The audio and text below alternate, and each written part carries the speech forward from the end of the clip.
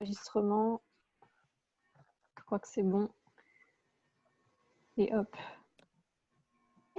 Voilà.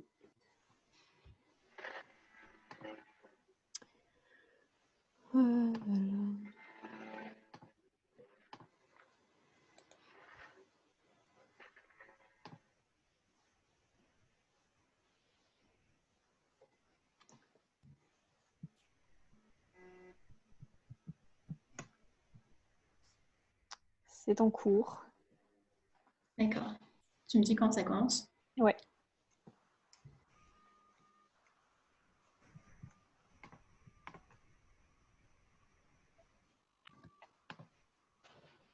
Ouais, je crois que c'est bon. Ah non, attendez, il faut vous mettre le petit message et c'est bon.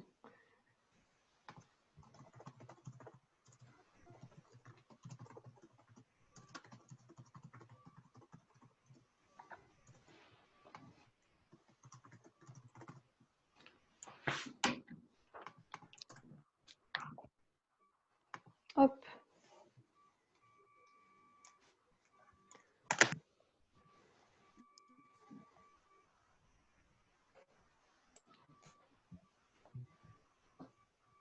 Ça marche? Si je n'ai pas de notif encore.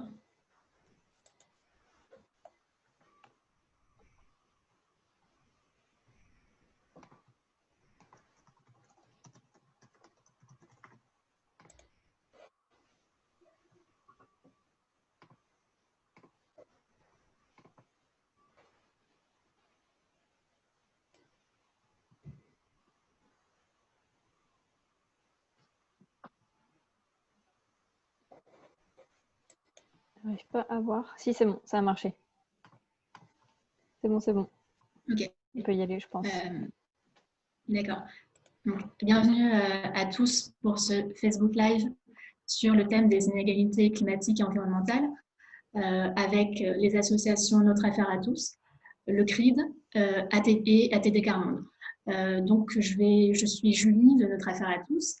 Je vais vous présenter rapidement les intervenants de ce soir et les associations et ensuite on va commencer.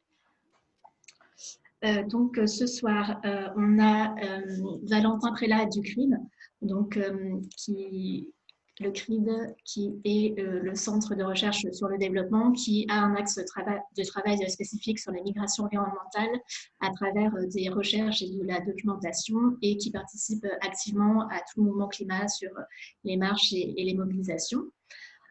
Ensuite, Rémi Saint-Agne d'ATD Carmonde qui participe au réseau Fresinski sur l'écologie et la grande pauvreté. C'est un réseau créé au sein d'ATD Carmonde qui se réunit régulièrement pour réfléchir sur des sujets de société et surtout intégrer les plus pauvres à ces réflexions et ces débats, parce qu'ils sont les premiers concernés, bien évidemment.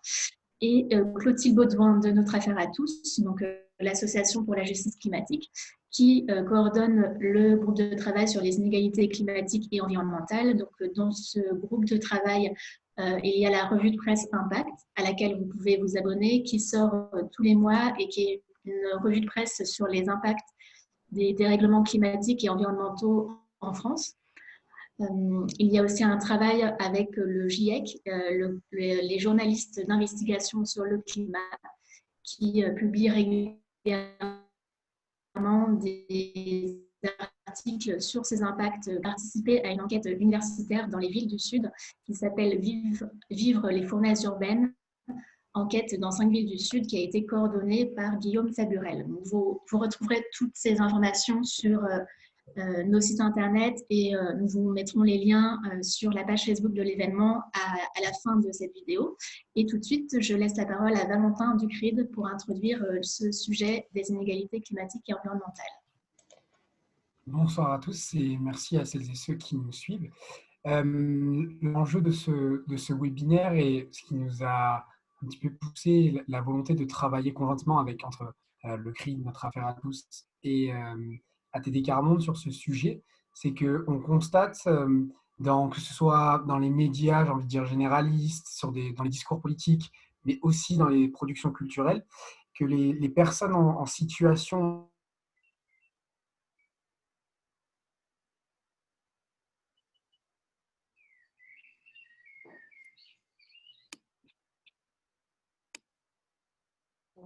faire évoluer nos modes de vie, à mieux consommer, à pratiquer des transports doux. Et tous ces enjeux, ils sont promus par une élite économique qui est urbaine, qui est diplômée, et en réalité qui est peu accessible aux plus pauvres. Et leur accessibilité, elle est conditionnelle puisqu'elle va dépendre de développement de transports collectifs, de mesures économiques incitatives ou d'une sensibilisation Est-ce que tu massive. pourrais m'apporter… Alors, Laetitia, elle est sur quoi, WhatsApp? C'est quoi? Vous m'entendez bien? Pardon. Ce qui nous a intéressé, c'est que finalement, si ces conditions donc, de développement des transports ou de mesures économiques incitatives, elles sont finalement peu souvent remplies, eh bien, les personnes aisées, elles sont toutefois reconnues socialement pour leurs efforts en faveur du climat. Je pense notamment au fait par exemple, de recycler, de manger bio, d'aller dans une recyclerie, toutes ces activités qui deviennent des marqueurs de distinction sociale, alors qu'en parallèle, une automobile de mauvaise qualité ou à manger de l'alimentaire à travers le discount, donc une alimentation de mauvaise qualité, vont être du doigt. Alors qu'en réalité, on sait bien et on se rend compte, toutes les statistiques à l'appui, que les plus pauvres sont finalement les moins pollueurs et que les plus riches, à l'inverse, sont responsables de la majorité des émissions de CO2 dans le monde. Ce qu'il faut bien comprendre, c'est que ces inégalités environnementales, elles sont à la fois présentes à l'échelle mondiale entre pays du Sud et pays du Nord. C'est quelque chose que, par exemple, un collectif comme le CRID porte depuis des décennies maintenant.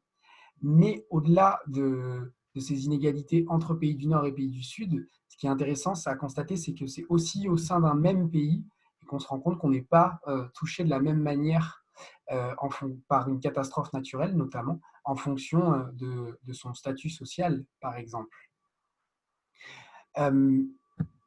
J'aime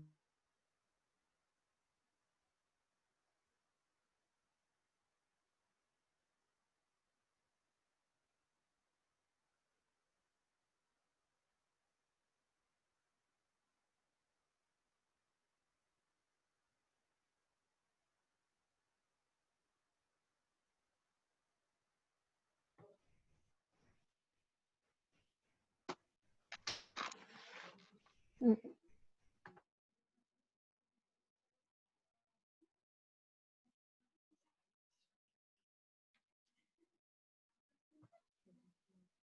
Il n'y a que pour moi que ça ne fonctionne plus ou... Non, ouais, Ok. ça ne fonctionnait plus là. D'accord. vous m'aviez Oui, on t'a perdu, Valentin. perdu, c'était ma dernière phrase, c'était donc je disais pardon, j'employais la métaphore de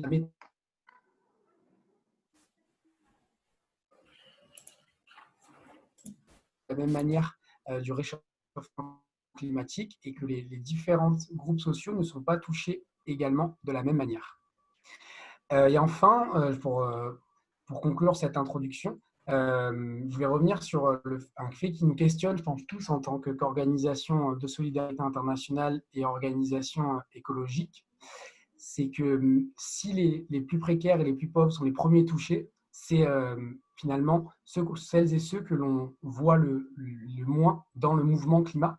Et si en 2019, à travers la crise des Gilets jaunes, à travers l'apparition de Fin du monde, fin du mois, même combat, il y a eu des rapprochements, clairement des rapprochements. On a encore beaucoup de travail à faire et c'est une volonté de s'intéresser à la manière dont on peut intégrer les premiers impactés par le réchauffement climatique dans les mobilisations climat notamment. Voilà, merci. Et je donne la parole à Rémi. Oui, du coup, bonsoir à tous, merci d'être là. En fait, nous, au début, quand on a commencé à s'intéresser à cette question au sein du réseau Écologie Grande Pauvreté, on s'est d'abord intéressé à la pression sociale du coup, qui est mise sur les personnes en précarité. Avec cette idée que finalement, peut-être que ces personnes, ils n'adoptaient pas les bons comportements, ils n'avaient pas forcément compris l'enjeu du climat. Et donc, c'était potentiellement les plus grands pollueurs. Et voilà, c'était là-dessus qu'il fallait appuyer en premier lieu. Et donc, en partant de ça, nous, on s'est demandé qu'est-ce qu'on pouvait trouver comme information pour infirmer ou confirmer ça. Et donc, on est allé à la fois dans la littérature scientifique pour voir ce que ça disait, et puis on a aussi demandé aux personnes en précarité avec lesquelles ATD Quart Monde travaille. Et ce qu'on a trouvé, donc dans la littérature scientifique, en effet, comme le disait Valentin, il y a Oxfam, par exemple, dans son rapport sur les inégalités de 2015, qui montre qui a calculé que les 10% les plus riches sur cette planète émettent 50% des émissions de CO2, donc de dioxyde de carbone, le principal moteur du réchauffement climatique aujourd'hui dans le monde. À l'inverse, Oxfam montre que 50% des plus pauvres, donc la moitié de l'humanité, n'est responsable que de 10% des émissions de CO2. Donc on a vraiment un ratio 10-50, 50-10. Bon, c'est Oxfam, ça pourrait être critiquable, on allait voir ailleurs. Et on a trouvé par exemple les économistes Thomas Piketty et Luc Chancel, qui la même année, c'était l'année de la COP21, donc il y a pas mal d'éléments, qui ont sorti une petite étude en 2015 qui s'appelle Carbone et inégalité de Paris à Tokyo. Et eux, ils tombent à peu près sur les mêmes chiffres. Et puis ils montrent par exemple que pour la France, en France, une personne en moyenne, une personne en situation de pauvreté, si on prend les 10% les plus pauvres, ils émettent en moyenne 4 tonnes de CO2 par an.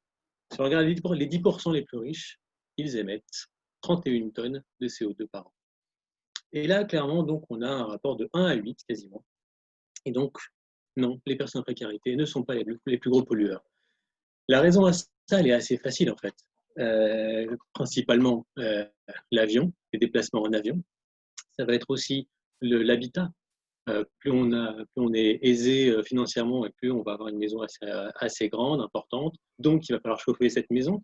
Et donc là, on a un potentiel d'émissions en termes de consommation d'électricité, donc d'émissions de CO2 qui est énorme. Ça va être aussi les équipements. On va avoir plusieurs voitures, plusieurs ordinateurs, plusieurs téléphones, plusieurs tablettes à la maison, bien sûr l'électroménager. Enfin, voilà. Donc toutes ces raisons font que les personnes en précarité, non, elles ne polluent pas plus que les plus riches, c'est bien l'inverse. Un deuxième point qu'on a voulu aussi aborder par rapport à ça, c'était interroger les personnes les plus pauvres. Qu'est-ce qu'elles pensent finalement de cette question de l'écologie? À ATD Quart Monde, il y a quelque chose une pratique, une méthode qui a mis au point ATD Quart Monde qui s'appelle l'université populaire. L'université populaire, en fait, ce sont des espaces dans lesquels on réfléchit sur des sujets de société avec les personnes en précarité. Par exemple, on va réfléchir au logement, l'accès au logement, on va réfléchir au revenu universel, parce que potentiellement ça peut toucher les plus pauvres. Qu'est-ce qu'ils en pensent? Et sur ces 2-3 dernières années, on a fait beaucoup d'universités populaires qui s'intéressaient au thème de l'écologie. Et les personnes les plus pauvres, donc, ce qu'elles nous disent, ce qui ressort de tous ces échanges, c'est que cette injonction à agir qu'on leur demande est tout de même assez malvenue, parce qu'ils sont bien conscients de ne pas polluer plus. Par exemple, en Normandie, en août 2019, il y a quelqu'un qui déclarait « Si je me sens écolo, oui, parce que je n'ai pas le choix. On fait des économies de lumière, on ne prend pas l'avion. » Donc voilà, les plus pauvres sont conscients de ces soucis-là, on vit dans le même monde, ils ont accès aussi aux moyens de technologie actuels, aux médias, et donc en général, ils sont tout à fait conscients de ce qui se passe. Mais ce qui se passe, en effet, c'est qu'il y a des priorités qui sont un peu différentes.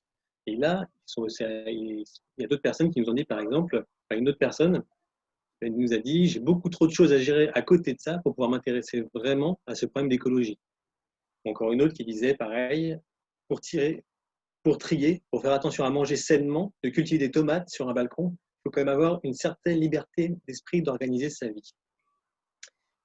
Et voilà, donc voilà, nous ce que ça nous a fait dire, c'est que bien sûr il y a un combat commun. Et le slogan, quand on entend fin du monde, fin du mois, évidemment que ce slogan, il ne faut pas l'oublier, qu'il y a un combat à mener, c'est un combat qui est à mener frontalement, avec les plus pauvres. Ceci étant, il y a quand même des priorités et la fin du monde, elle paraît quand même plus loin que la fin du mois. Une dernière chose par rapport à ça, c'est aussi sur l'impact de nos comportements individuels. On a toujours l'impression, dans les discours, il y a quand même une injonction à agir au niveau des comportements individuels. Et elle est c'est pertinent. Mais justement, plutôt que d'incriminer les riches, les pauvres, etc., il faudrait quand même voir aussi que principalement, il y a 2 acteurs qui sont responsables des émissions de CO2, si on parle de ça. Ça va être l'État et les entreprises. Et là, on a une étude très intéressante de Carbone 4, qui est un cabinet de conseil, qui a fait une étude qui s'appelle « Faire sa part » en 2019. En 2019, ils ont sorti ça. et qui montre, donc si on prend la France, encore une fois, une personne en France, en moyenne, elle dépense, elle émet 11 tonnes de CO2 par personne et par an.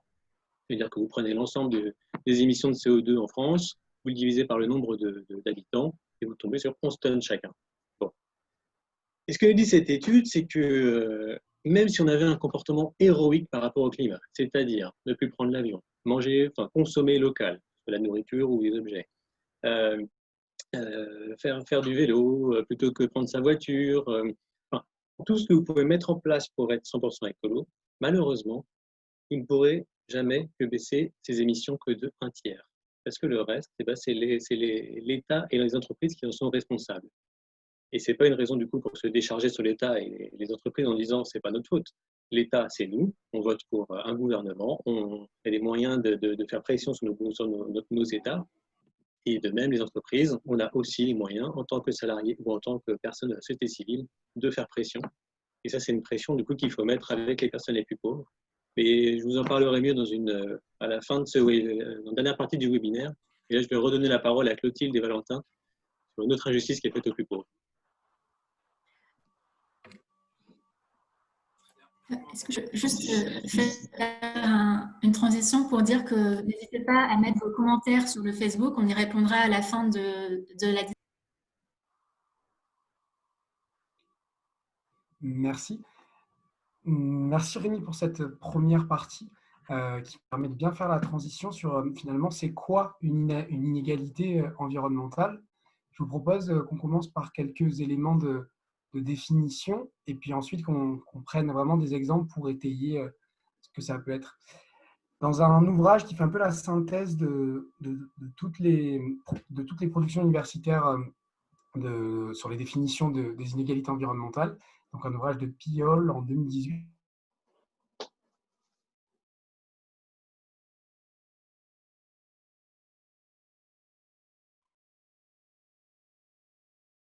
Que ça va être face aux risques environnementaux. Je pense notamment à une canicule ou à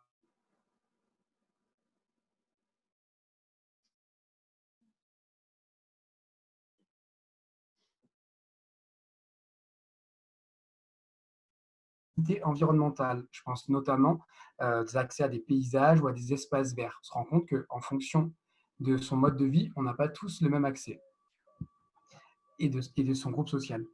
La deuxième chose, c'est l'inégal impact environnemental des différents groupes sociaux. C'est-à-dire qu'on se rend compte qu'on n'a pas le même impact environnemental en fonction de sa consommation, notamment par exemple si on se déplace souvent en avion, mais aussi de sa consommation numérique. C'est quelque chose qui est à l'heure actuelle encore assez impensé, mais la consommation numérique et ces espaces de stockage, notamment de ses photos par exemple, va différencier en fonction de son revenu, puisqu'on va consommer plus en fonction du coup de son revenu, on aura une consommation différente et cette consommation différente va impacter du coup sur les différentes productions de carbone des différents groupes sociaux, les différentes émissions de carbone, des différents groupes sociaux. Et enfin, le dernier aspect, c'est l'inégal impact finalement des politiques environnementales sur les différents groupes sociaux. On s'en rend compte notamment, par exemple, avec l'exemple.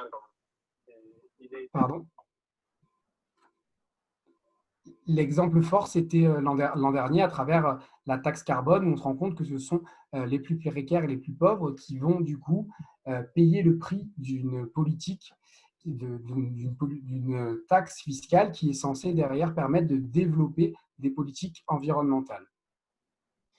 C'est du coup ces trois aspects de définition. Ils peuvent nous donner des exemples qu'on va maintenant prendre, des exemples assez simples. Mais avant de donner ces exemples, je voulais insister sur la juxtaposition des inégalités environnementales et des inégalités sociales. C'est-à-dire qu'on se rend compte que finalement, là où le fait d'habiter quelque part sur un territoire, c'est conditionné par son revenu, puisqu'on ne va pas habiter dans une banlieue ou dans le centre de Paris. On ne va pas choisir de la même manière en fonction du revenu qu'on va avoir entre ces deux choix d'habitat. Et que donc, cette inégalité sociale d'habitat va entraîner en partie ou va se corréler à des inégalités environnementales. Par exemple, on se rend compte que c'est dans les banlieues, notamment, ou c'est dans les zones périphériques, qu'on va se retrouver plus proche par exemple, d'un échangeur routier, d'une décharge, d'une station d'épuration, de zones d'épandage, notamment, et que cette inégalité donc, sociale crée aussi une inégalité environnementale.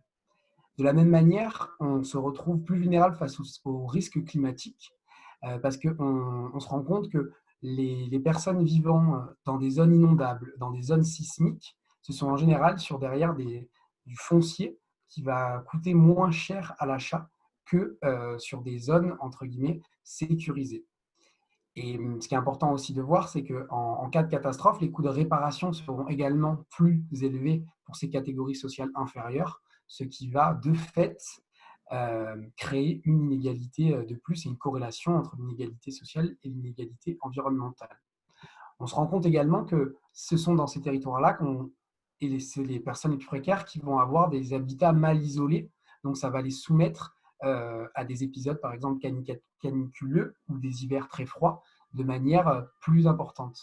En France, notamment, on a 7 millions de personnes qui vivent dans des passoires thermiques, donc, ce qui est assez énorme et qui traduit bien, du coup, le fait qu'on ne soit pas soumis de la même manière à une catastrophe climatique en fonction, derrière, de son habitat.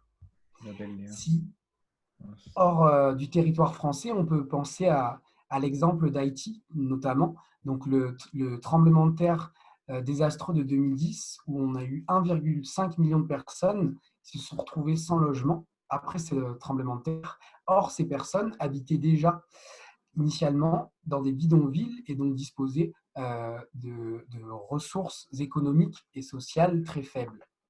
Un autre exemple qui est très significatif quand on parle d'inégalité environnementale et sociale, c'est l'exemple de l'ouragan Katrina à la Nouvelle-Orléans en 2005, puisque la majorité des logements détruits, ils étaient habités par les populations pauvres de la ville qui habitaient dans des zones vulnérables, situées aussi en partie plus près du fleuve que les populations plus riches qui habitaient plus en hauteur. Et ça, on peut s'en rendre compte dans de nombreux endroits et dans de nombreux territoires. Mais je vais donner la parole à Clotilde, qui va pouvoir illustrer ces exemples d'inégalité environnementale dans d'autres exemples et dans d'autres domaines que le logement. Oui, merci Valentin et bonjour à tout le monde. Du coup, oui, outre ces inégalités liées au logement, ce qu'on remarque, c'est aussi, et ça vient souvent dans les discussions, c'est les inégalités liées à la santé des personnes, parce que à la fois le changement climatique et à la fois les dégradations environnementales vont avoir des impacts sur la santé des populations, et notamment les populations les plus précaires. Donc, Valentin a parlé d'habitats mal isolés.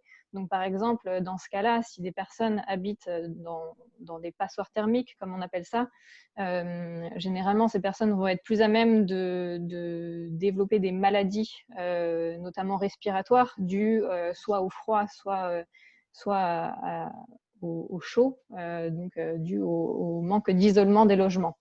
Ça, du coup, c'est plus lié au lieu de vie des populations. Après, on a tous les impacts sanitaires aussi liés aux pollutions, donc aux pollutions de l'air, aux pollutions des eaux, aux pollutions des sols. Donc, les personnes qui vivent proches d'échangeurs routiers vont être en effet plus à même de recevoir ce type de pollution et du coup de développer des maladies.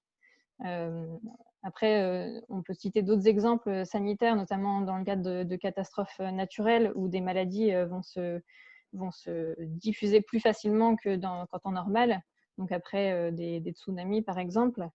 Je peux prendre aussi un exemple dans les Outre-mer où, là, à cause du réchauffement climatique et de l'augmentation des températures, il y a les maladies liées à la dengue qui se sont largement diffusées, et notamment à l'île de la Réunion, par exemple, où en 2019, l'île a été particulièrement touchée par ces maladies-là, qui est transmise par les moustiques, par exemple. Donc ça, c'était pour un autre exemple, outre le logement et la santé. Après, on a On en a une multitude d'autres, et par exemple, l'accès à l'information.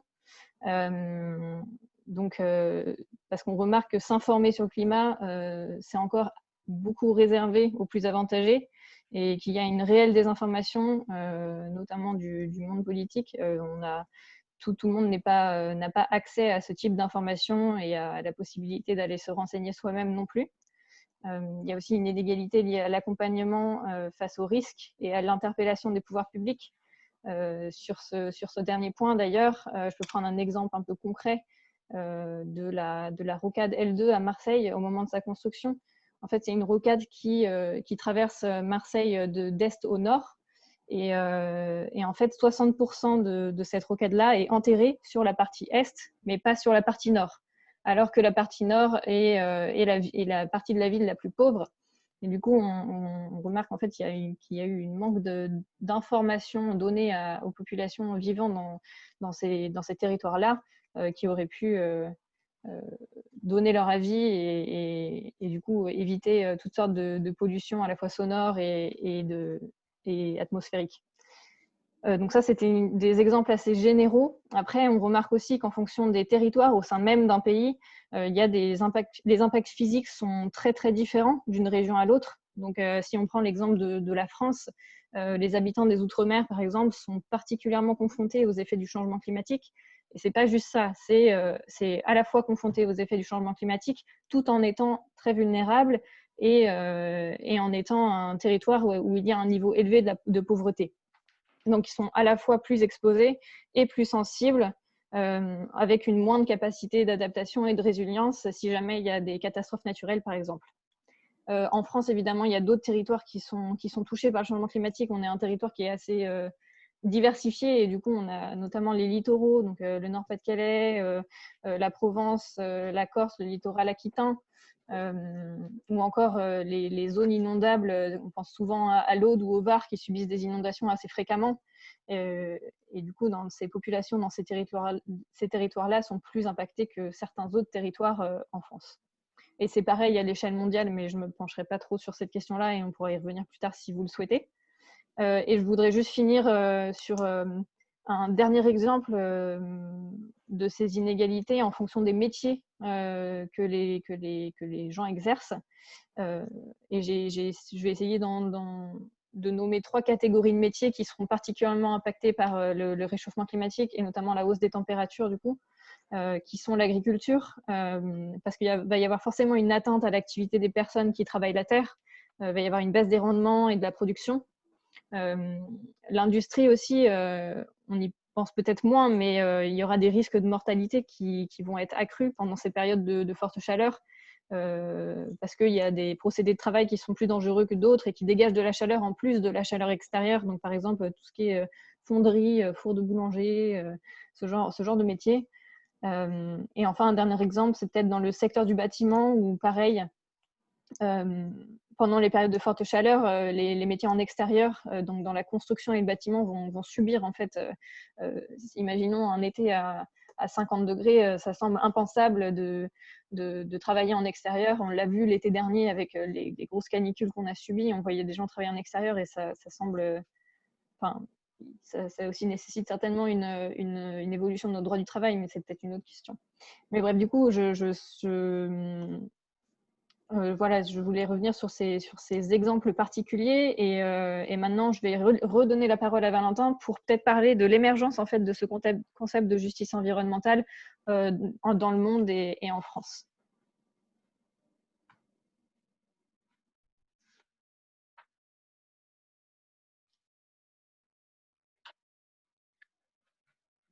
Valentin, ton micro. Pardon, mon micro était coupé.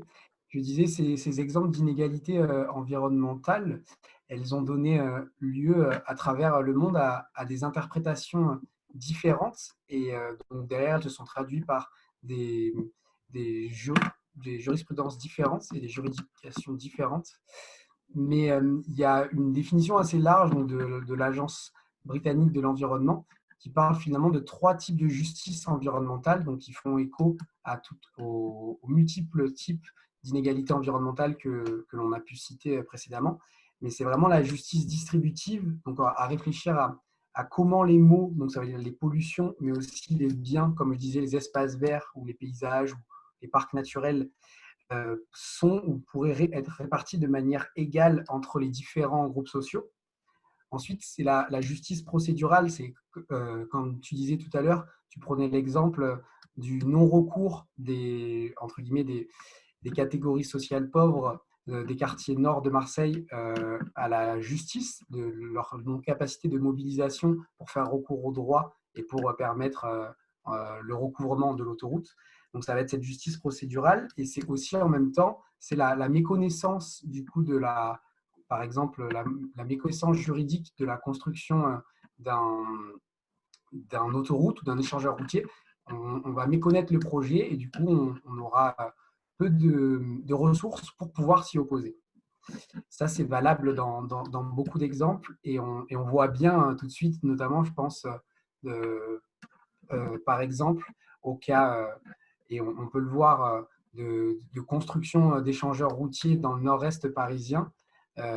Si on compare ça avec les échangeurs routiers de l'ouest parisien, on voit qu'ils ne sont pas aussi proches des habitations, notamment.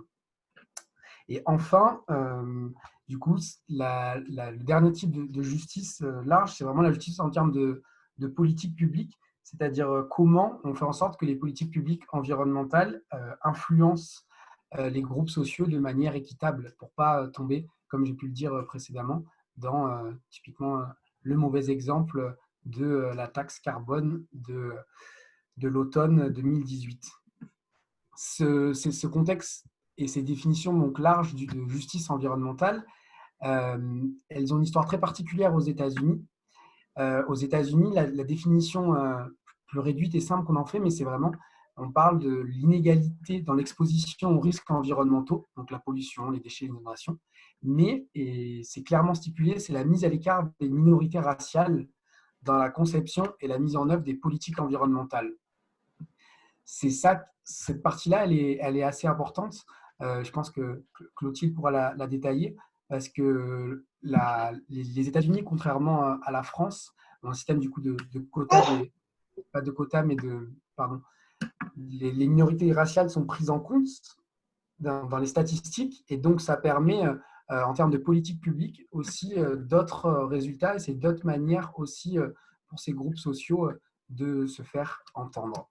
Mais peut-être que Clotilde pourra donner quelques exemples, et on aura l'occasion aussi de revenir du coup sur cette historique de justice environnementale, et notamment de racisme environnemental par ailleurs par la fin. En effet, ouais, merci Valentin. Le terme de justice environnementale aux États-Unis, il a vraiment quelque chose de particulier. Il a notamment, le terme en lui-même, je crois que ça date des années 80, mais avant même que le terme soit créé en quelque sorte, il y avait eu des mobilisations par ces minorités ethniques qui en fait avaient remarqué des changements dans leur environnement proche, et la volonté des pouvoirs publics de construire en fait des entreprises, disons, toxiques à côté de chez eux, et ce dont, évidemment, ils refusaient la construction. Donc, on a plusieurs exemples, et il y en a qui sont assez particuliers. Par exemple, le premier, ça date de la fin des années 70, à Love Canal, dans l'État de New York, où en fait, il y a des habitants qui vivaient sur une décharge abandonnée de déchets toxiques et qui l'ont découvert, et où du coup ils se sont mis à protester contre, évidemment, et à montrer en fait ces liens entre l'implantation d'usines en fait polluantes et les discriminations raciales. L'exemple le plus frappant, il vient de la Caroline du Nord à Warren County, et c'est en 1982, où en fait il y a des... J'admets les gens en même temps, pardon. Il y a des habitants qui ont empêché l'implantation d'un site d'enfouissement de déchets dangereux, parce que évidemment ça allait avoir d'énormes conséquences sur leur vie, sur leurs droits fondamentaux aussi, et sur leur droit à la vie tout simplement, et ça allait avoir des conséquences sanitaires notamment. Donc en fait, ce qu'on remarque, c'est une accumulation, comme l'a dit Valentin, de deux formes de discrimination. Donc il y a une discrimination raciale et une discrimination environnementale. où en fait on voit une inégalité d'exposition au danger qui a donné notamment naissance, comme l'a dit Valentin, au terme de racisme environnemental aussi. Et on l'a déjà un petit peu évoqué tout à l'heure, mais le cas de l'ouragan Katrina à l'été 2005 à la Nouvelle-Orléans en Louisiane, il est aussi frappant parce qu'il a touché, cet ouragan, majoritairement les populations noires et hispaniques de la Nouvelle-Orléans, qui ont eu plus de mal à évacuer leur quartier, qui d'ailleurs, leur quartier était construit sur des zones inondables, alors que les plus riches de la ville et de l'État en règle générale habitaient dans les hauteurs et ont eu plus de facilité, disons, à échapper au désastre. Donc ce qu'on voit, c'est à la fois des plus grandes vulnérabilités et une moindre résilience face à ces changements environnementaux qui sont assez frappants en effet. Et je redonne la parole à Valentin pour des exemples un petit peu plus locaux, français. Oui, merci Clotilde. En effet, sur ce lien entre minorité raciale et donc discrimination raciale, discrimination environnementale, comme disait, en France, c'est plus difficile puisque statistiquement, on ne reconnaît pas l'existence de ces minorités. Mais quand on pense notamment à la canicule de 2003, donc, il faut savoir que la Seine-Saint-Denis, c'est par exemple le deuxième département le plus touché, en même temps qu'il est le département le plus pauvre de France. Et donc ça, c'est dû en partie à la mauvaise qualité de logement, donc qui rend cette canicule insupportable, mais c'est aussi un échec de la diffusion de l'information, d'arriver à informer, à prévenir des gestes entre guillemets quotidiens qu'il faut faire. Et on est plus vulnérable à la santé par ailleurs, puisqu'on est victime, par exemple, d'une pollution plus forte de son cadre de vie. Un autre exemple d'injustice environnementale, ça va être lors de l'explosion de l'usine AZF, puisqu'on se rend compte que tous les logements et les habitations qui ont été construits autour de l'usine, ce sont principalement des logements modestes ou des logements sociaux. Et ces quartiers donc, ont été les premiers et les plus touchés par l'explosion du site en 2001. Et je pense que l'exemple de l'explosion de Lubrizol à Rouen aussi nous donnerait des exemples aussi d'inégalités territoriales et qui traduisent et qui se corrèlent à des inégalités sociales et environnementales.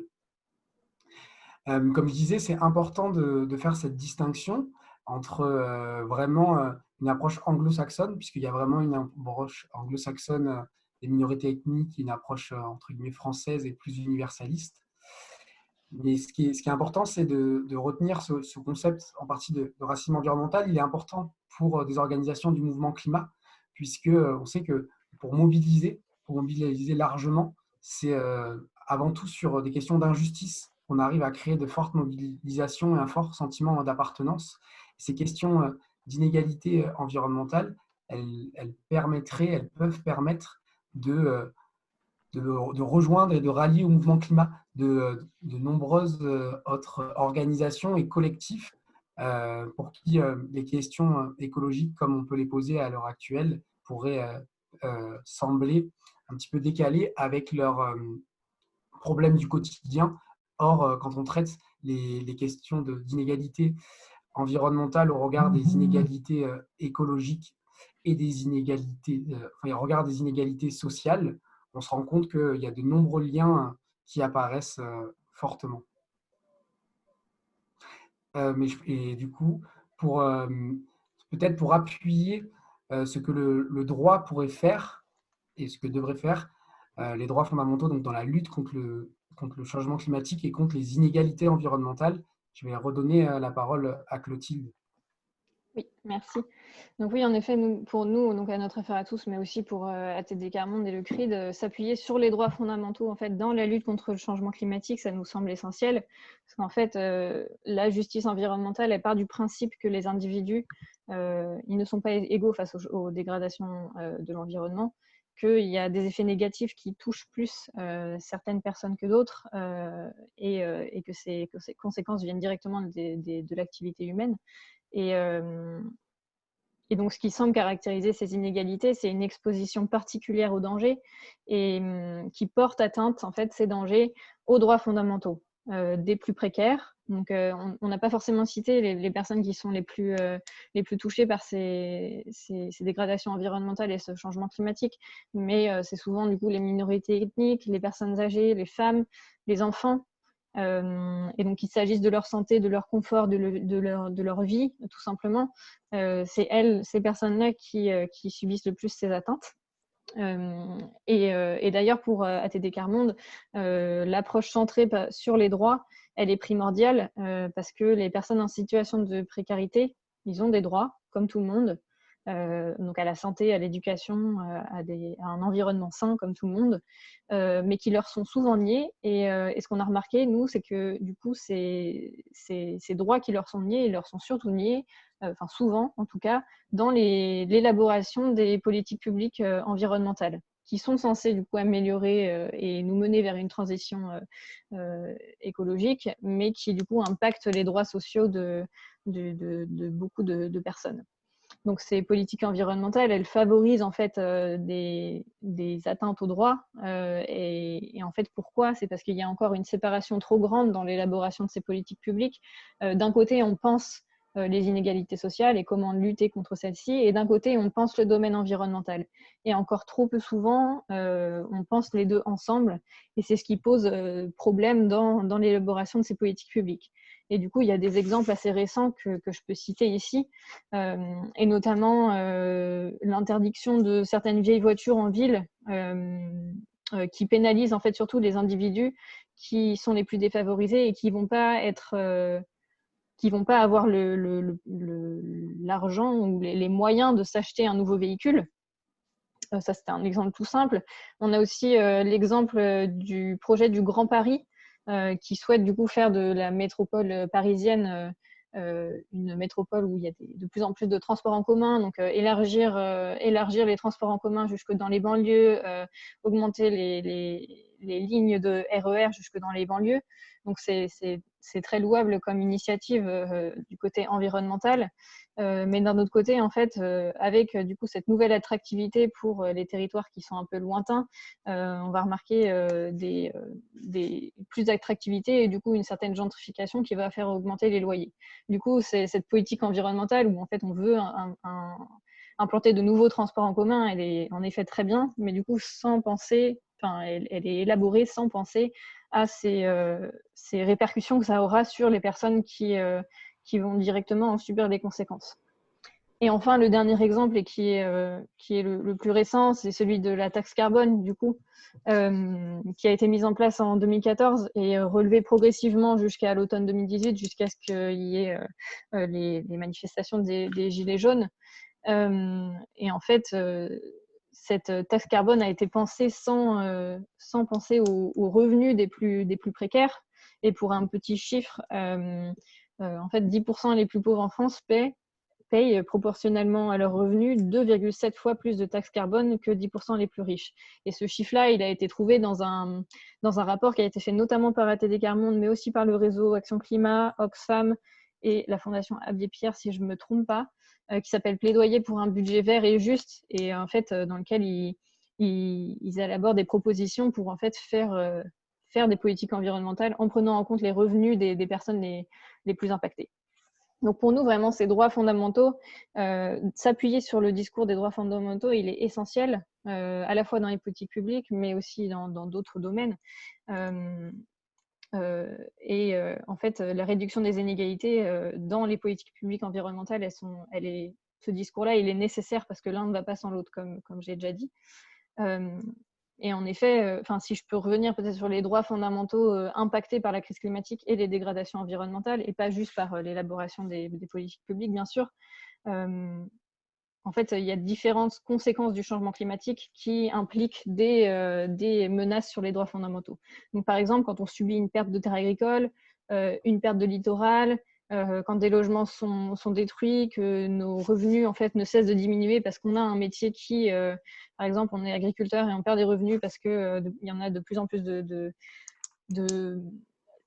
sécheresse et du coup on perd des rendements, que les services de l'éducation sont perturbés, ça correspond à des atteintes à nos droits qui sont censés être protégés à la fois au niveau national, au niveau européen, au niveau international. Et ces droits-là, ça peut être la libre disposition de soi, le droit à la vie, le droit à la santé, le droit à un niveau de vie suffisant, à un logement décent, à l'éducation, à la propriété. Et du coup, nous, à notre affaire à tous, face à ça, on a l'impression que les actions en justice, elles peuvent être menées pour faire valoir ces droits.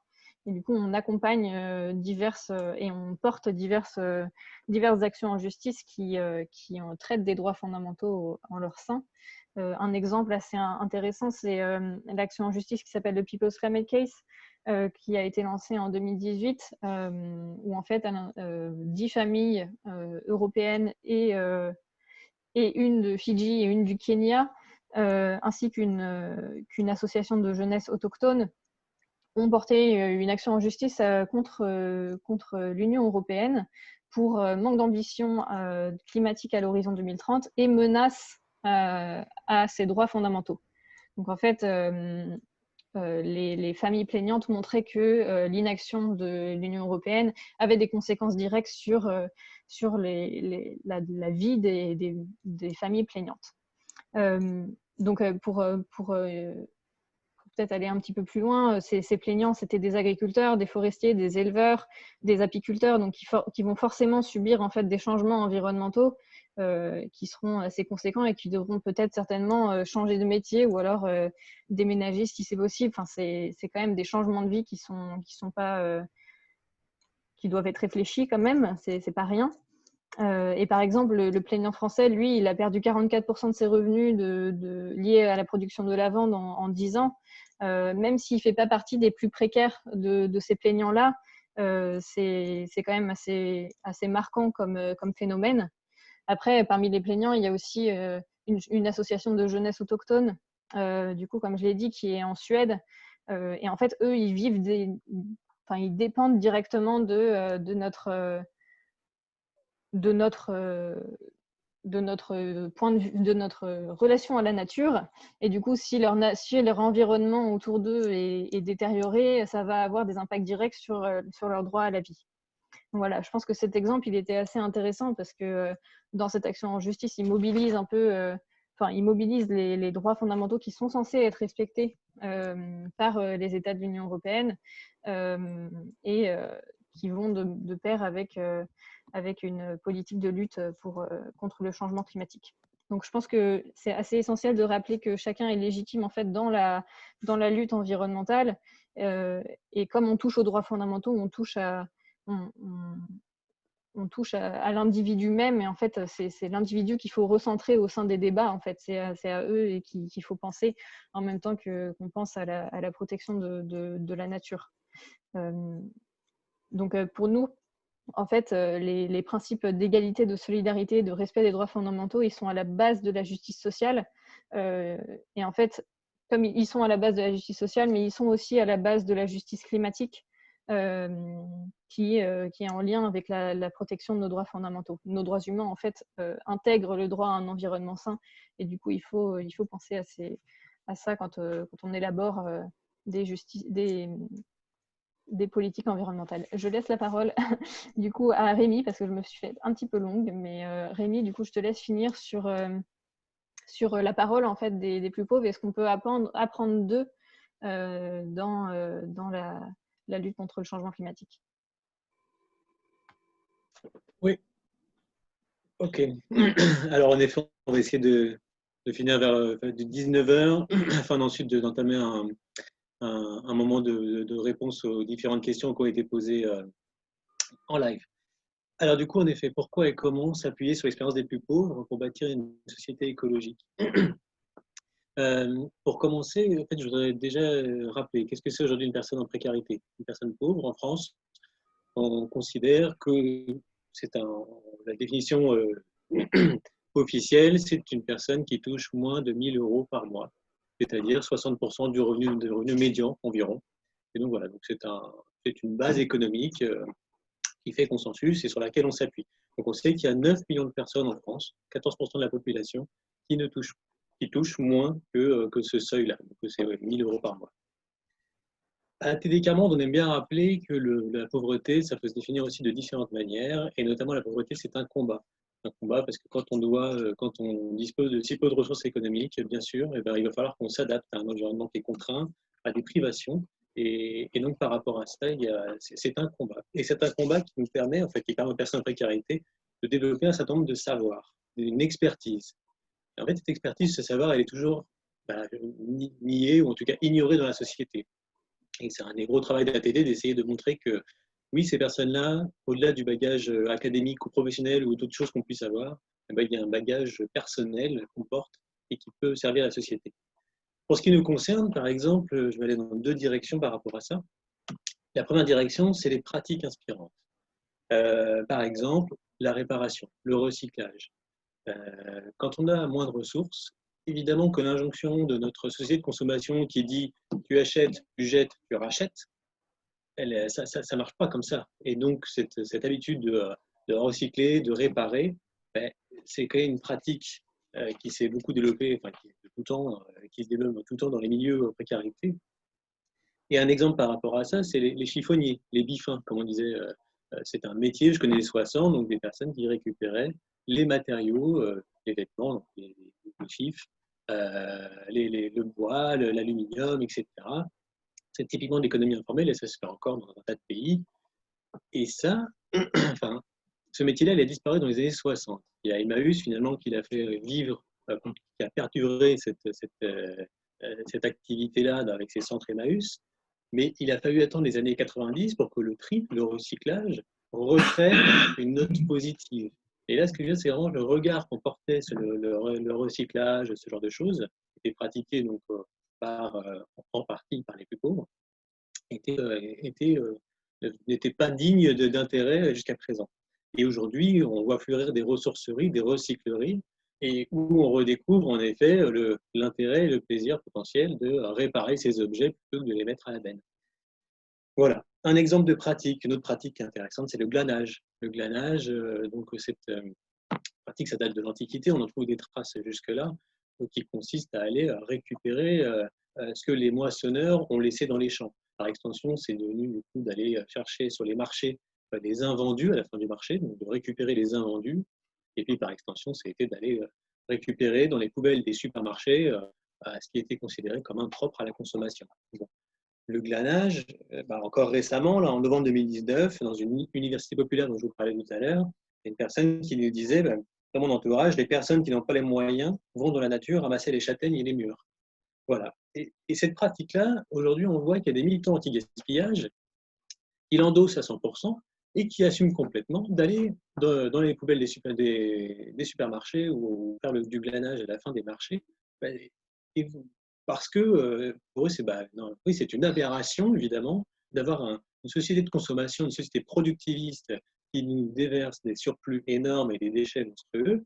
Et à côté de ça, certaines personnes, du coup, font le choix de s'en nourrir ou de les consommer.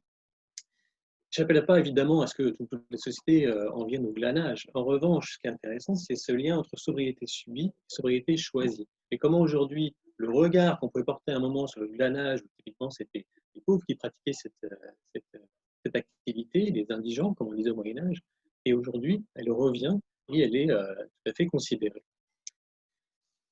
Une autre direction que je voulais prendre à ce niveau-là, c'est donc sur le savoir des plus pauvres, on en parlait tout à l'heure, c'est l'expertise sur l'accès aux droits.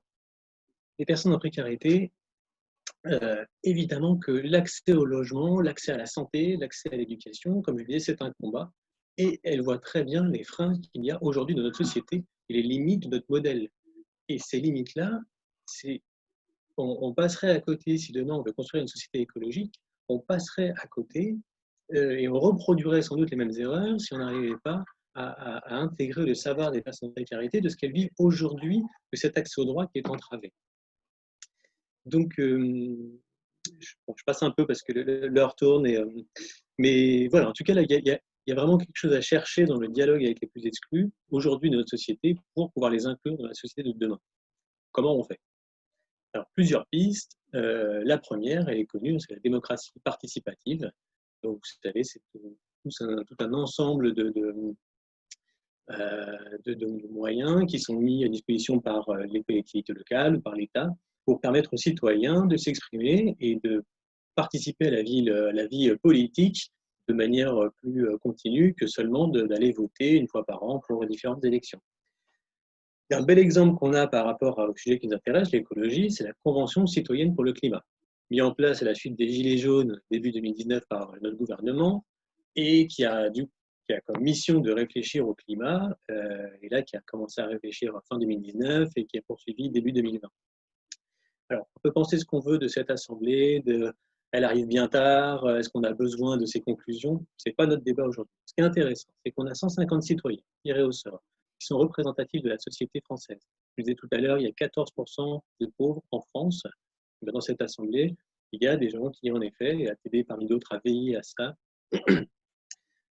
sont des gens qui n'ont pas un fort bagage éducatif, culturel, etc. Donc, l'avantage de ces assemblées, c'est qu'on a des personnes qui se rencontrent, des personnes qui ne se croiseraient jamais par ailleurs, et là, qui ont la possibilité de réfléchir collectivement à cet enjeu qui nous intéresse tous, le climat. Et à partir de là, pour nous, la démocratie participative, c'est vraiment quelque chose qu'on appelle de nos voeux et à multiplier ce type d'instance qui permet à des personnes en précarité de participer au débat public, mais attention toujours aux conditions de la participation. Il est évident que si vous mettez face à face une personne au cadre dirigeant dans une grosse boîte et puis une autre éloignée de l'emploi depuis 2 ans et qui n'a pas un bagage social, culturel, économique important derrière lui, mettre en face ces 2 personnes, évidemment que la première aura beaucoup plus d'aisance dans ce type d'exercice pour prendre une position, l'assumer, l'affirmer, et que l'autre, bien sûr que non. Donc les conditions de la participation, c'est vraiment quelque chose, on fait appel à un domaine qui s'appelle l'éducation populaire, c'est-à-dire ce n'est pas une éducation formelle descendante, c'est se dire on est tous à un niveau d'égalité sur une problématique donnée, et donc on va travailler en petits groupes, on fait des temps de préparation, on répartit la parole de façon équitable pour éviter que ce soit les sachants ou les grandes gueules qui monopolisent le débat. Voilà, enfin, c'est tout un tas de méthodes assez ludiques qui permettent d'équilibrer un débat. Donc, démocratie participative intéressante, mais attention aux conditions de la participation. La deuxième piste, je m'arrêterai là, la deuxième piste, c'est du coup la redevabilité des politiques publiques, par exemple. Concrètement, ça veut dire que nous, à ATD, on considère que toute politique publique devrait être transparente et devrait pouvoir dire, voilà, son impact futur sur les 10% des plus pauvres, et ben, ça va être ça. La taxe carbone, on en a parlé plusieurs fois. Il est évident qu'on savait très bien qu'elle allait impacter les plus pauvres. Ceci étant, on ne l'a pas vraiment mis en avant et on n'a pas prévu de mesures correctives. On s'est dit, tant que ça passe, ça va. Bon, là, ça n'a pas passé, ça a cassé. Donc voilà, une mesure de l'impact et une transparence des politiques publiques serait vraiment la bienvenue aussi par rapport à ça. Et juste pour conclure ce petit chapitre, bien sûr qu'il y a un travail énorme à faire. C'est ce qu'on fait aujourd'hui dans le réseau Écologie et Grande Pauvreté avec notre affaire à tous, avec le CRID et puis avec un tas d'autres acteurs. C'est qu'on se rassemble justement avec nos différentes casquettes et nos différentes visions. Et on essaie de dialoguer ensemble pour essayer de se comprendre. Et ça, c'est qu'on pousse vraiment à ce que ce type d'événements ou de rencontres se multiplient et les collaborations entre la Fondation Abbé Pierre, dont on parlait tout à l'heure, et ATD, Alternative et compagnie, c'est essentiel pour qu'on puisse avoir un dialogue commun et savoir comment intégrer les personnes en précarité dans la société écologique qu'on appelle de nouveau. Julie, je te laisse conclure. Oui, on va prendre quelques questions. Alors déjà, merci à Clotilde, Rémi et Valentin pour votre présentation très complète sur ce que sont les inégalités climatiques et environnementales. Vous pouvez encore mettre des questions en commentaire, hein, n'hésitez pas. Alors d'abord, une première question très générale pour Rémi. De qui parle-t-on lorsqu'on parle des personnes pauvres?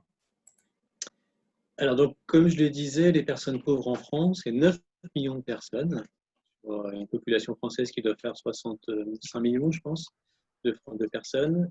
Et donc, ça représente 14% de la population. Donc, c'est des personnes qui vivent avec moins de 1 000 € par mois.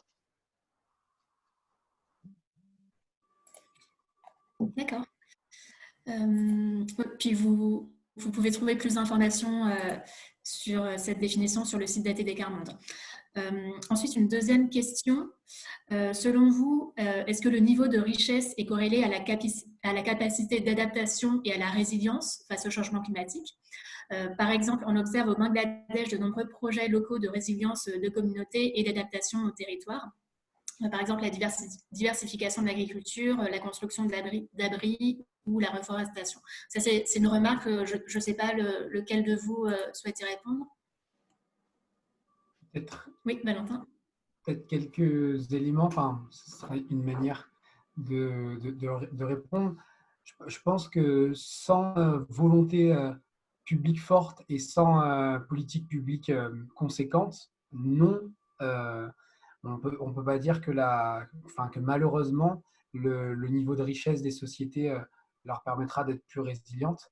Parce que notamment, on le voit à travers la courbe de Kuznets environnementale qui, du coup, était un postulat économique qui disait que les sociétés, dans leur base de leur développement économique, étaient peu soucieuses de l'environnement, mais une fois qu'elles développaient un petit peu mieux leur économie, dans une deuxième phase de développement, elles se retrouvaient à se soucier mieux et de meilleure manière des questions environnementales.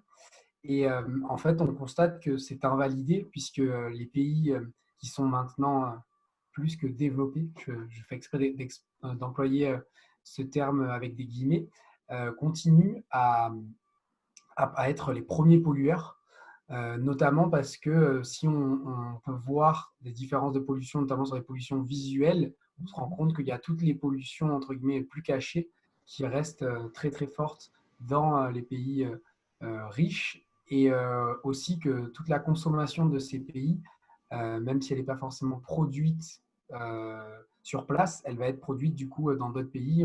Je pense notamment à la Chine, qui va être un peu le réservoir de la production mondiale, donc qui va faire augmenter par ailleurs la production des pays riches. Et, et enfin, je pense que la capacité de résilience à un niveau étatique, au-delà des communautés, elle dépend de choix politiques, puisque par ailleurs, il est certain que les nouvelles technologies peuvent permettre en partie la résilience si derrière elles sont, entre guillemets, déployées et qu'elles appuient des choix politiques forts. Ok. Merci pour cette réponse, Valentin. Une autre question sur la taxe carbone de 2018. C'est quelqu'un qui nous demande quel est le problème avec cette taxe carbone et qui nous dit que, selon cette personne, c'est le moyen le plus efficace pour réduire les émissions si elle est appliquée à tous les produits et services. Alors, je ne sais pas qui souhaite y répondre. Oui, je peux commencer vu que c'est moi qui ai abordé le sujet et après vous pouvez me compléter, Rémi et Valentin. En fait, le problème de la taxe carbone en 2018, c'était que elle ne prenait pas en compte en fait les revenus des populations.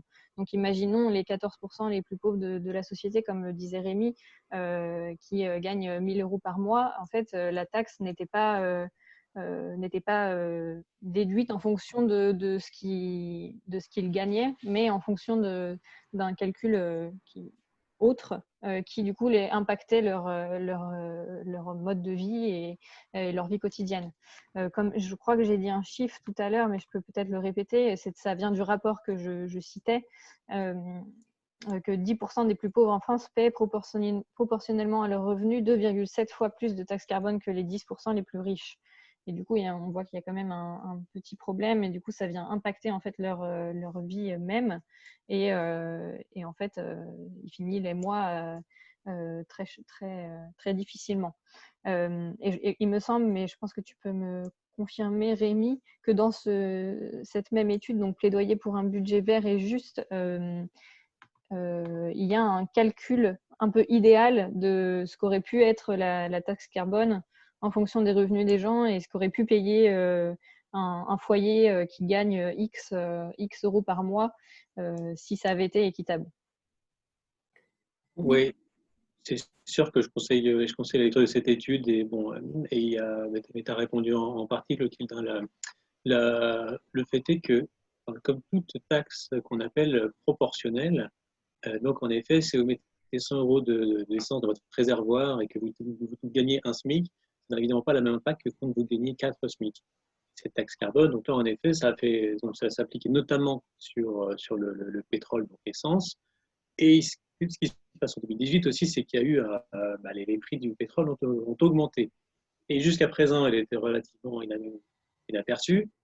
Mais là, en fait, il y a eu cet effet-là, plus l'effet, bien sûr, comme vous savez, un gouvernement qui a renoncé à un impôt, pour le coup, qui est progressif, qui s'appelle l'ISF, l'impôt sur la solidarité, l'impôt de solidarité sur la fortune. Et en fait, le problème avec cette taxe, il y avait donc une part, c'était une taxe supplémentaire sur de la consommation, donc proportionnelle à la consommation. Et surtout, ce qui s'est passé, c'est qu'elle venait avec tout ce qui se passait comme mesure pour épargner les plus riches de leur effort et de ce qu'on appelle un impôt progressif. Et donc voilà, clairement, c'est là qu'il y a eu les gilets jaunes ont en partie explosé à cause de ça. Mais la question de savoir comment imposer, trouver les sous nécessaires pour assurer cette transition écologique. Donc, on peut imaginer des taxes comme ça sur le prix d'énergie et sans doute qu'il faut le faire et que ça peut être intéressant. Ceci étant, taxer l'énergie, ça peut être aussi taxer le kérosène des avions, qui aujourd'hui est taxé.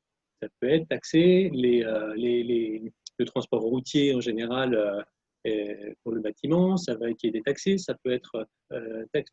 Il y a tout un tas de niches fiscales qu'on appelle niches fiscales écologiques. Si vous regardez ça, vous tapez niche fiscale écologique sur Google, ou quoi que ce soit. Il y a énormément en fait d'entreprises qui échappent à ces taxes-là. Et donc là, il y a aussi potentiellement des revenus à trouver et qui n'impacteraient pas forcément les plus précaires de notre société. Ok, merci pour cette réponse.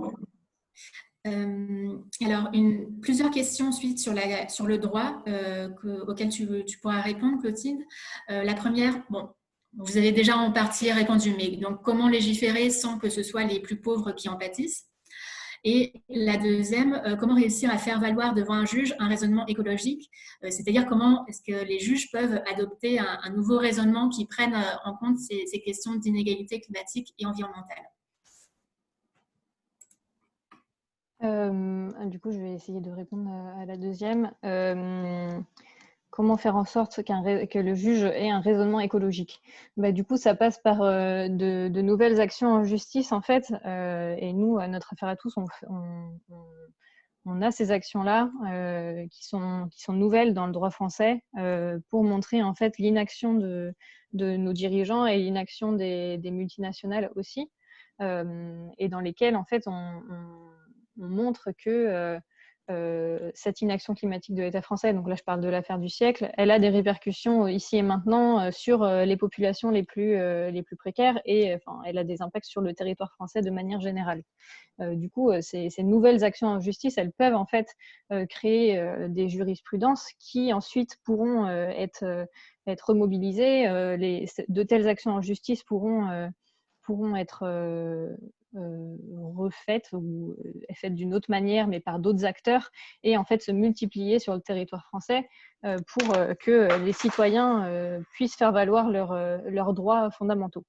Donc ça, pour nous, c'est très important d'explorer en fait ces nouvelles pistes de droit, qui est le droit en fait climatique. On essaye de faire respecter d'une part le droit de l'environnement, mais aussi d'améliorer ce droit-là et d'inclure un nouveau droit dans ce droit-là, à travers ces actions en justice, en fait. Dans l'affaire du siècle, on veut faire reconnaître la faute de l'État, et du coup, pour que des politiques ensuite soient mises en place pour une meilleure ambition climatique. Donc, pour moi, ça peut passer par là, il me semble. Et après, ça ça passe pas juste par les actions en justice, ça passe aussi par du plaidoyer, et notamment un plaidoyer autour des droits de la nature. Nous, il nous semble essentiel. On a eu un webinaire il y a 2 semaines à ce sujet, parce qu'en fait, quand on demande à ce que des droits de la nature soient reconnus en France, on demande du coup que tous les droits fondamentaux soient reconnus.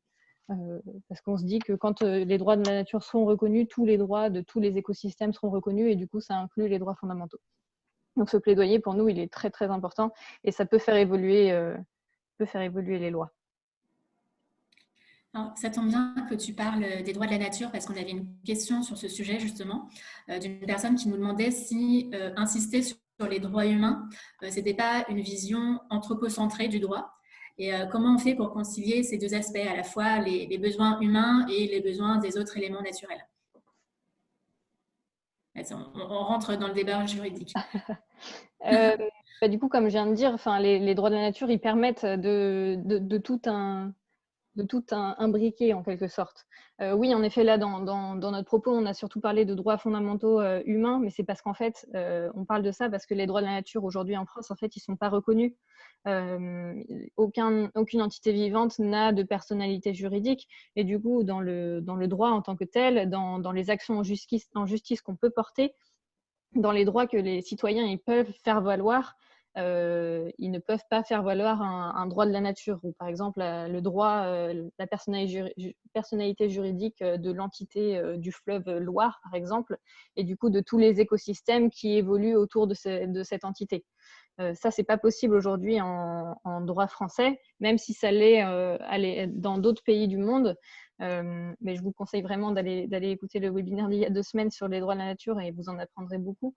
Mais en effet, je dis comme ça, le discours des droits fondamentaux humains peut sembler restrictif, mais c'est parce que aujourd'hui, pour faire valoir ces droits, on passe par là. On passe par le droit à la vie.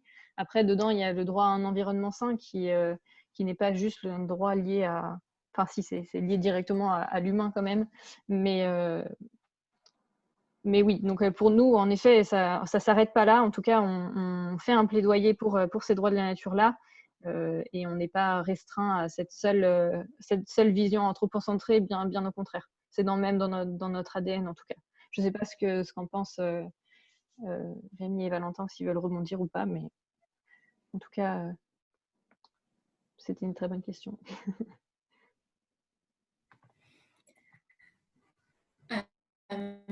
Bon, je ne sais pas si vous avez quelque chose à ajouter sur cette question, Valentin et Rémi, ou est-ce qu'on enchaîne? Bon. Alors, enfin, on avait une personne qui nous demandait la référence pour l'action en justice portée auprès de l'Union européenne, et notamment l'action qui concerne les jeunes Guyanais. C'est le People Climate Case, Clotilde? Alors oui, les jeunes Guyanais non, mais je ne sais pas si on parle de la même chose du coup. Mais l'action en justice à l'échelle européenne dont j'ai parlé, c'est le People's Climate Case. Mais du coup, je peux mettre le nom dans le chat. Il n'y a pas de jeunes Guyanais dedans, donc peut-être qu'on ne parle pas de la même chose avec la personne qui a posé la question. Mais oui, People's Climate Case, c'est 8 familles européennes de France, Allemagne, Italie, Portugal, et une association de jeunesse autochtone en Suède, ainsi qu'une famille fidjienne et une famille kenyane qui, du coup, ont porté cette action en justice contre les institutions de l'Union européenne. Mais il n'y avait pas de jeunes Guyanais dedans. D'accord. Peut-être qu'elle a dû confondre avec les jeunes autochtones, Samy. Ah, oui, peut-être. Voilà, les autochtones de Suède, qui sont dans différents pays nordiques. Oui, surtout en Suède, mais oui, en effet. Alors, je crois que c'est tout pour les questions. Après, il y en a beaucoup de personnes qui ont réagi, qui ont fait des commentaires complémentaires par rapport à ce que vous avez dit, notamment une personne qui conseille la série Trem de HBO sur les conséquences de Katrina à la Nouvelle-Orléans, une série qui parle justement des conséquences pour la communauté afro-américaine et comment ils se sont organisés après cet ouragan. Quelqu'un qui nous parle du film Les glaneurs et les glaneuses d'Agnès Varda sur la pratique du glanage. Le livre qui s'appelle Les chutes de Joyce Carol Oates sur l'affaire du Love Canal, qui est l'une des grandes affaires de justice environnementale qu'on peut vous conseiller également. Et enfin, plus généralement, je vous invite à vous informer en suivant nos actualités. Vous pouvez rejoindre bénévolement le réseau Wresinski d'ATD Quart Monde. Vous pouvez également vous abonner à la newsletter Impact sur les inégalités climatiques qui est publiée tous les mois par Notre Affaire à tous, et suivre aussi toutes les actualités du CRID. Est-ce que l'un de vous souhaite faire une conclusion générale? J'ai vu Pardon, merci Julie, mais du coup j'ai vu une autre question sur Facebook. Je ne sais pas vraiment y répondre, mais peut-être que Valentin et Rémi peuvent. C'est aux États-Unis, les Community Benefits Agreements, CBA, permettent d'élaborer des solutions locales entre les riverains et les entrepreneurs du bâtiment, comme bourse à l'emploi, réduction des émissions. Et du coup, on demande si on a ce genre d'accord en France. J'en ai pas connaissance, mais peut-être que vous avez des éléments de réponse. Pas à ma connaissance, enfin pas comme ça. Et sinon, de toute façon, je note la question et je peux aller chercher plus loin et répondre à la personne qui a posé cette question. J'essaye de voir en même temps sur le live Facebook s'il n'y a pas eu d'autres commentaires pendant qu'on parlait. On avait quelqu'un qui nous demandait aussi comment vont évoluer les taxes carbone après le confinement pour les grandes entreprises. Peut-être que je peux y répondre en disant qu'il y a les actions en justice, mais aussi les actions de terrain menées. Toutes ces mobilisations, c'est une manière aussi de faire pression sur ces grandes entreprises et d'encourager les politiques à légiférer sur des taxes carbone qui concerneraient ces grandes entreprises. Voilà, je crois qu'il n'y a pas d'autres questions. Je sais pas, ouais, j'arrive pas à voir en tout cas. Mais...